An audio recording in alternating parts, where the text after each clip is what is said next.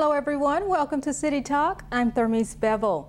Crime prevention and homeland security get a significant boost. The city will spend $2.25 million to beef up surveillance throughout Atlanta, 112 cameras for the police department. Contractors will install 92 cameras in Zone 5, which encompasses much of downtown and midtown. The remaining 20 cameras will be evenly distributed throughout the other police zones. Public Safety Chair Michael Bond says the more cameras on the street, the safer the city. More eyes on the street is what's going to make the city safer. Criminals don't want to do their activity where they can be seen. So we're very, very excited about this, and we look forward to the day that we can have these cameras in every neighborhood and on every block. The cameras will provide real-time information sharing through the city's Operation Shield system.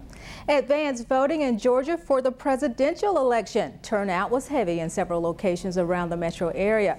Early voting started October 15th and runs until November 2nd. Voters in all metro counties can check the Secretary of State's website to find out where to vote. It's a right that we have. It's one that determines what our future is going to be. Okay. If we don't vote, we don't have a say. There's been a lot of blood, sweat, and tears shed for people to vote, and to just sit back and not take the opportunity is a sin. It won't be long now before voter registration is a click away. The state will use federal funds to move voter registration online to simplify the registration process. Secretary of State Brian Kemp says the online method will be a lot quicker than doing it by mail. Statewide, about 6 million Georgians are registered to vote. If you live in the city of Atlanta and you don't recycle, well, that's about to change. The city rolled out the Cartlanta Curbside Recycling Program. It's a part of Mayor Kasim Reed's goal to make Atlanta one of the most sustainable urban cities in the country. It's early Monday morning, and Atlanta's Public Works Department, along with Mayor Kasim Reed, are greeting residents with a special delivery. Hey, sir, I'll take that. As part of a pledge to make the city of Atlanta greener and more sustainable, Mayor Reed launched Cartlanta. It's a new and much improved curbside recycling program. This is about the city of Atlanta getting serious about going green. We have moved to a 96-gallon blue bin, and so just as you have your 96-gallon trash bin, you're going to have the same recycling capability. The 96-gallon cart allows residents a no-sorting, streamlined way to recycle. Paper, metal, plastics, and glass. It can all be discarded in this bin. Denise Quarles is the director for the Office of Sustainability. One of the goals that we have as a city is to divert our waste from a landfill to the tune of we want to get to zero waste, which we define as about 90% diversion rate by 2020. Southwest Atlanta resident Rod Prince got his new cart delivered to him by his neighbor, City Council member Keisha Lance Bottoms. Recycling is the key to everything.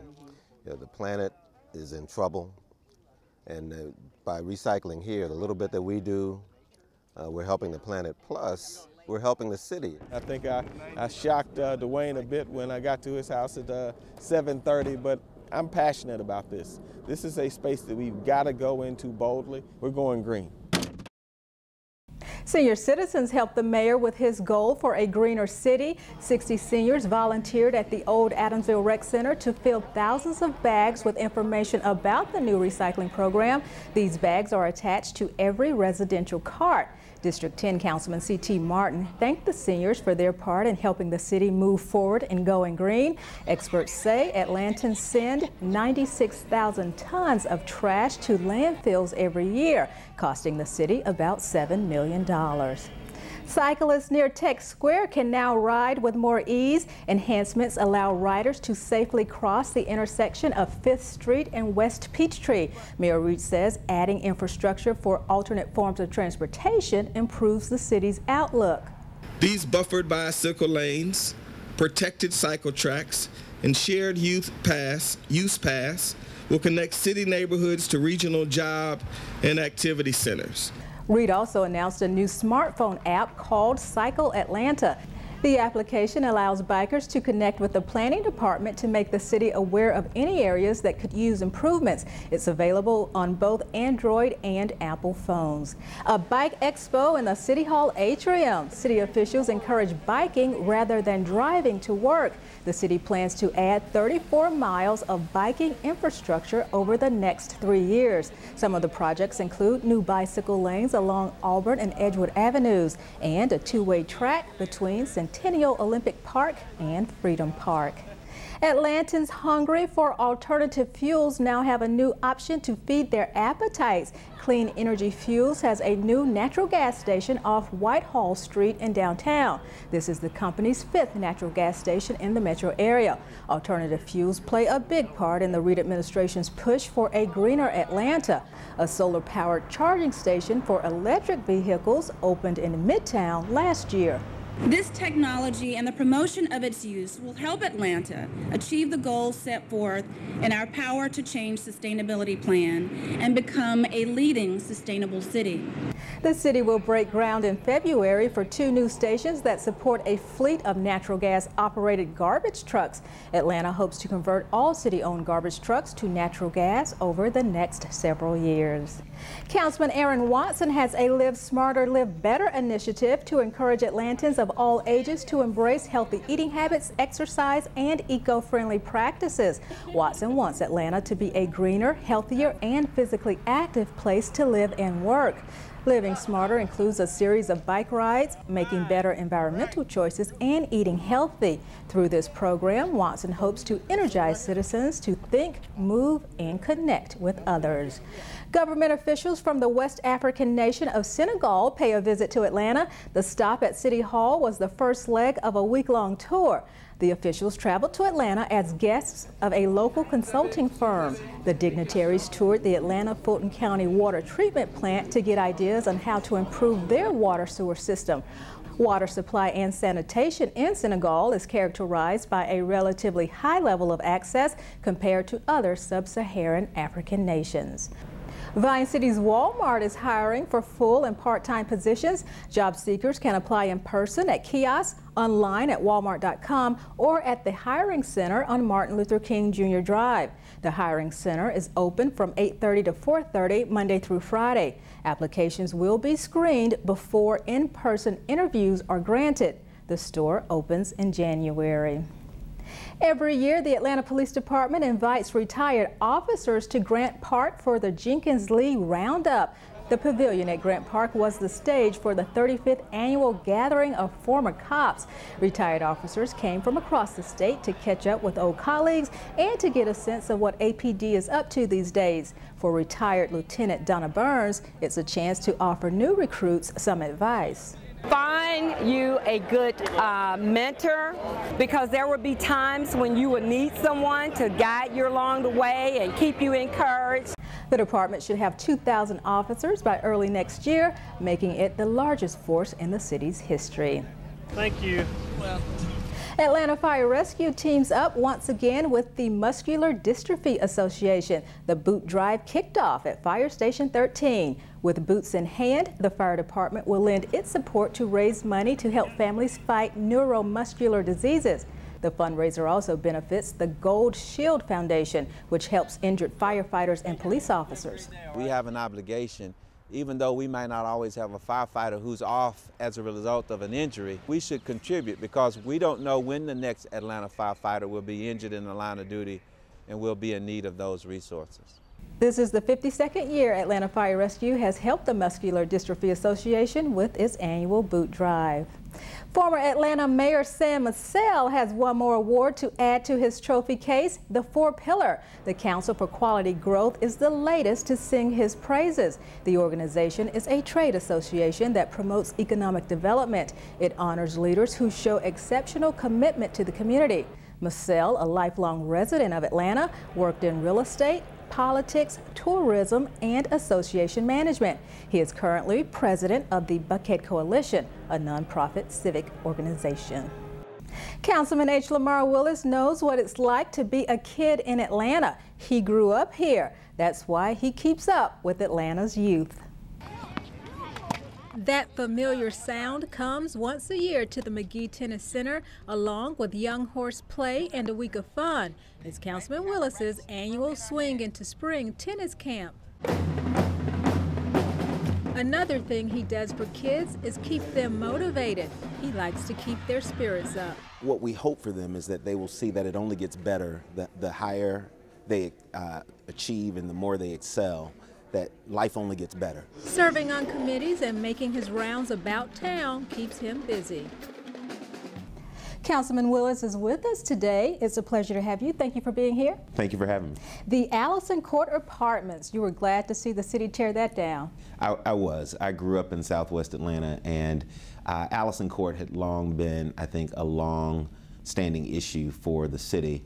And so we've seen under Mayor Reed a number of demolitions that have taken place, and Allison Court was just another one that was very important. And in light of what had happened to my mother a few years ago in that same community, it was I think a closing chapter to I think a very difficult time for me and my family. Atlanta Public Schools has had a rough go, and one of the things you've tried to do is keep it positive. You have a pep rally every year to motivate kids to stay focused and to have a great school year. Absolutely. You know, one of the toughest things for me was to be educated in the Atlanta school system and then see it go through what it's gone through. A number of members of council have had the same experience, whether it's our president of council or a half a dozen of my colleagues, all of whom attended Atlanta Public Schools. A number of us are lawyers, a number of us have gone on to do things that we believe shows that Atlanta Public Schools has had the ability to be, I think, a tremendous springboard to success in college and in our professional careers. And unfortunately, it has had a rough last few years. And so I want to be a part of trying to bring APS back to its former glory days, and hopefully a place where parents can once again be proud of having their children educated. But in the meantime, we still have to keep children motivated and excited because school is supposed to be just that. It's supposed to be a wonderful opportunity to learn and grow and experience new things. And unfortunately, when you hear people talking about where you're being educated in such a negative light, I think it has the ability to limit their aspirations, and a consequence of that is limits their trajectory in terms of where they go. And I don't want to be a part of that. I'd much rather see them have a springboard for success, as I did. And finally, Councilman, you've worked with the YMCA, the Boys and Girls Club, and other community organizations. Why have you always been so involved with community service? My mother taught me a long time ago as a little boy, as a single mother raising 3 children in very difficult financial times for me and my family, that we still had a responsibility to give back. And so my commitment to giving back has never changed, and it was something that she's always required of us. And along the way, there have been a significant number of people who have helped me. And so when people say you give, and it comes back tenfold, I've been the beneficiary of that in a tremendous way. And so I've always made the commitment just to give back in every way that I can. I would often say sometimes I've given to the extent that it hurts. But the pain is temporary, and the passion and the experience and the reward is forever. And so I value those opportunities and take them every chance I get.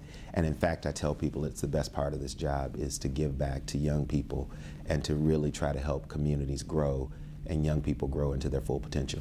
Councilman Willis, thank you so much for being here. Thank you very much for having me. Summer is over, but at some recreation centers, swimmers keep coming. City Talk's Troy Danikis talks to a local group about why they swim every day and how our recreation centers tie communities together. It's 8 a.m. here at the Washington Park Natatorium, and these seniors are getting a vigorous workout in the pool. They are part of a group called the Washington Park Angels, retirees who have made this recreation center their home base for catching up with old friends, staying on top of current events, and of course, exercise.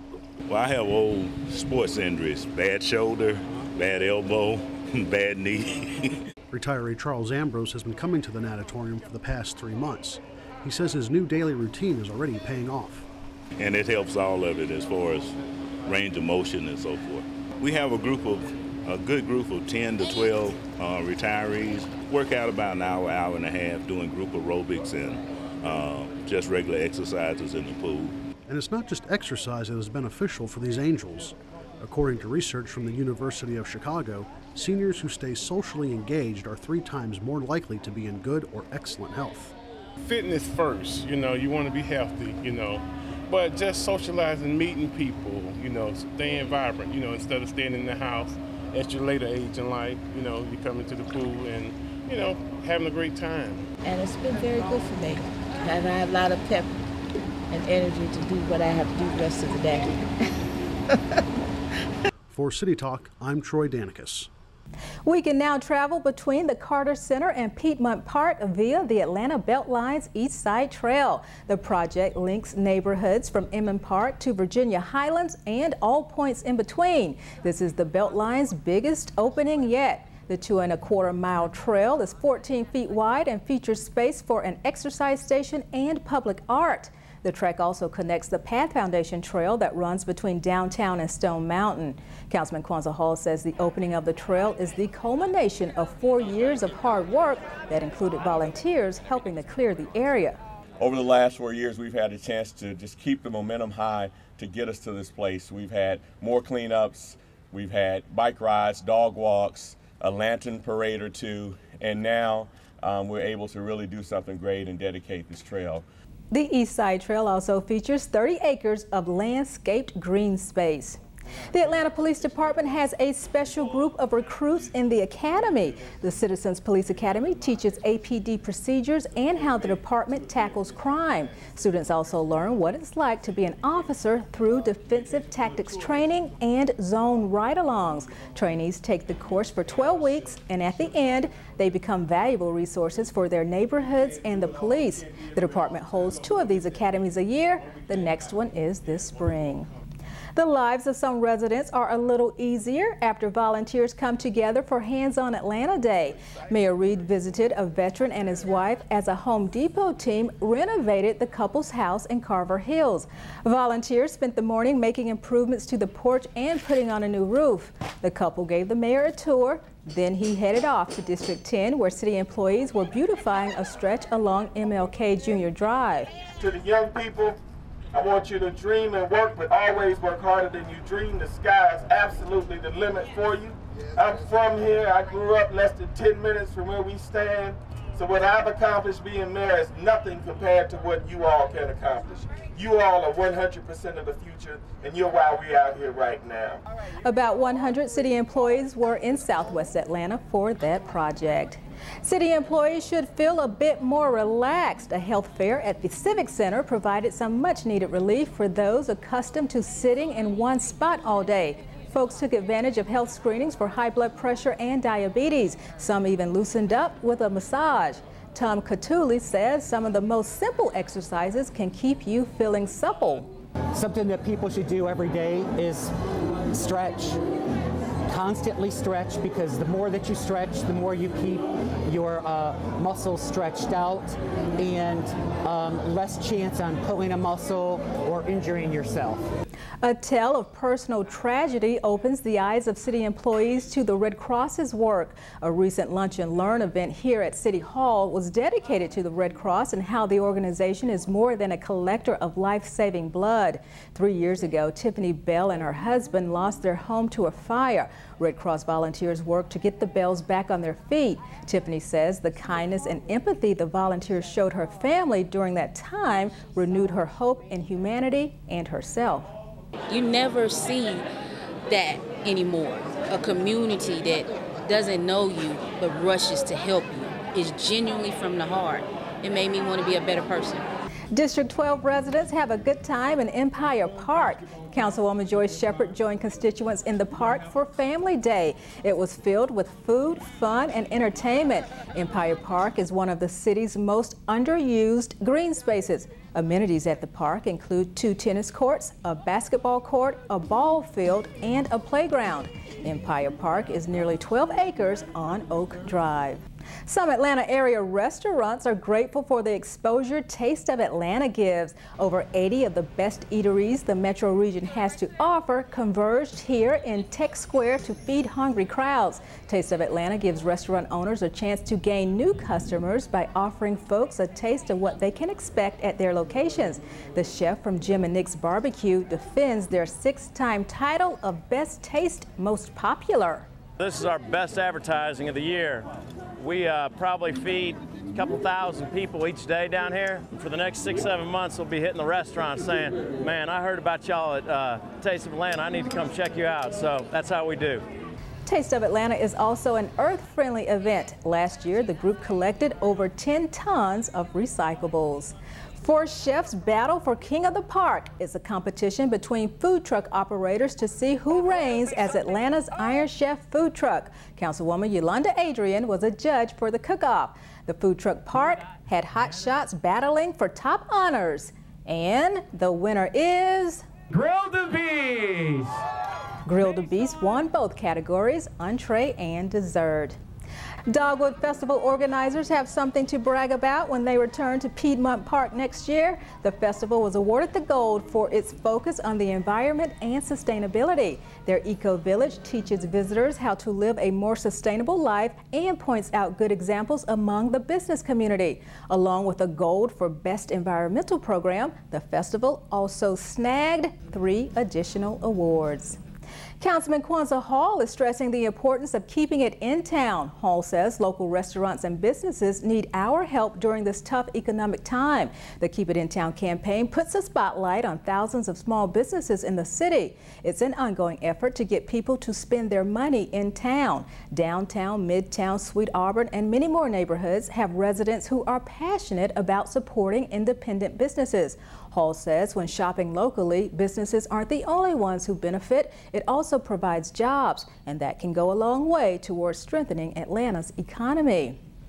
City employees are the guests of honor at a Georgia State University football game. Employees were at the Georgia Dome to support GSU's game against New Hampshire. Before the kickoff, they enjoyed the fall weather and tailgating. Just to be out here tailgating, being in the fresh air, frying up some fish, you know, doing it up. It's all great. Thank you, Mayor Reed. Really appreciate it. The Mayor's Cup Amateur Boxing Tournament is coming up. The annual event showcases and benefits the Police Athletic League. PAL is also sponsoring a silent auction. Bidders can win a lunch with the police chief or take part in APD exercises to test their courage in SWAT tactics or non-lethal ammunitions training. To learn more about the auction, visit 32auctions.com/PAL. The Mayor's Cup is Saturday, November 3rd at 5 p.m. at the Civic Center. Not only does this year's tournament feature PAL youths in the ring, but you'll also see APD officers duking it out with some Atlanta firefighters. To find out how you can buy tickets, visit their webpage at atlantapal.com. Thank you for watching City Talk. I'm Thermice Bevelle.